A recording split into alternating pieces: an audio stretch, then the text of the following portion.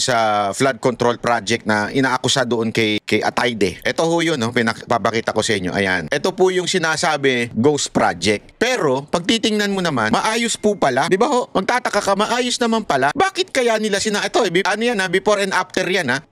Kaya nga doon ka magtataka eh. Alam mo, ito, ang akin kasi, mga kababayan, halatang halata, para sa akin ha, halatang halata na merong something na kung bakit ibinibring up ang pangalan ni Atayde. Kasi nga po, ikinokonek ito sa mga diskaya. Dahil sa pagkaalam ko, yung diskaya, yung Atayde na matanda, yung hindi naman politiko, ay merong kaugnayan sa diskaya, yun ang napapabalita. So, ikinokonek ngayon dito sa anak, yung congressman. Para, ang dating, di ba, binato ng isang bato, dalawang tinamaan. Ano yun? Nadidistract ang tao sa tunay na sino ba may kasalanan? Pangalawa, masisira yung mga testimony ni Diskaya. Kasi si Diskaya lang po ang nag-connect kay Martin Romualdez. Kaya kailangan nilang sirain ng credibility. So, lahat ng katransaksyon ni Diskaya sinisira.